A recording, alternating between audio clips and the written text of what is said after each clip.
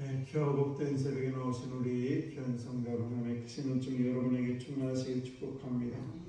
오늘은 이 17절 말씀을 보시게 되면 끝에쯤에 보게 되면 왕은 다시 우리와 함께 전장에 나가지 마옵소서, 이스라엘의 등불이 꺼지지 말게 하옵소서 하니라. 이 이스라엘 백성들이 다윗이 전쟁에 나갔는데 전쟁에서 죽을 뻔하게 되자 전쟁에 이제 나이도 있고 하시니까 나가지 말라 그러면서 다윗을 이렇게 존경하는 그런 모습이 기록이 되어 있습니다. 이 이스비 분업에 의해서 다윗이 죽을 뻔했는데 시내들이 이렇게 존경을 하는 그 다윗의 모습을 보면서 우리가 어떻게 존경을 받는가? 그것은 내가 누가 나를 존경하세요 이렇게 한다고 해서 존경받는 것이 아니라 사람들이 나를 보고 존경하는 것, 그것이 바로 존경받는 것이죠. 한때 이 다윗은 존경받지 못한 그런 사람이었습니다.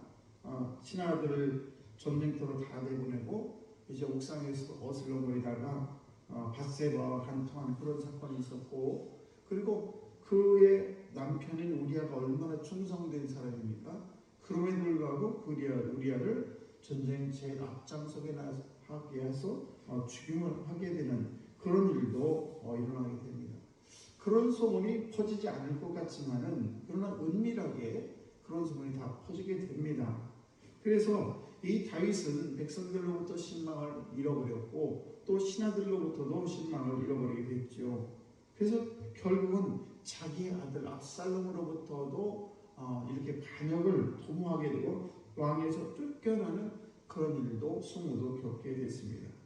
그렇게 어려움이 지나고 이제 왕에 복귀한 그런 다윗입니다. 그런데 예전처럼 이제 다윗은 솔선수범해서 나이가 60이 넘었음에도 불구하고 전쟁터에 나가서 전쟁을 치르게 됩니다. 그런데 이스라엘 백성들이 그의 모습을 보면서 이제 노장을 이끌고 온 그런 모습, 그리고 적군에 의해서 죽을 뻔한 그런 모습을 보면서 다윗을 오미하고 이렇게 수호하는 그런 모습을 볼 수가 있습니다. 우리가 삶을 살아가면서 누구나 다 머리가 되고 싶어 하죠. 다 머리가 되고 싶어 해요.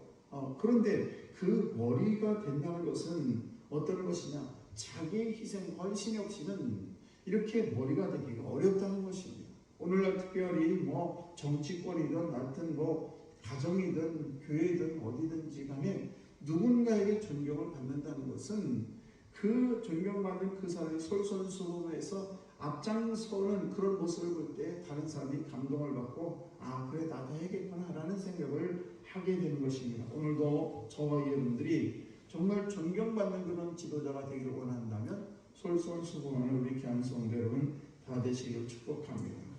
또 하나는 우리가 이 다윗의 모습을 보면서 참 하나님께서 많이 도와주신다라는 생각이 들게 됩니다.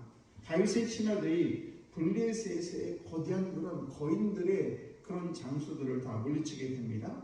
그 거인들은 블레셋을 대표하는 그런 대단한 훌륭한 그런 장수들입니다. 그런데 체구가 작은 그런 다윗의 군사들이 그를 다 물리쳤다는 것은 그것은 그들이 잘해서가 아니라 하나님께서 늘 함께 하시기 때문에 하나님의 도우심이 없으면 있을 수가 없는 일이죠. 그래서 사람의 능력보다 하나님의 도우심이 더 중요하다는 것을 알 수가 있습니다.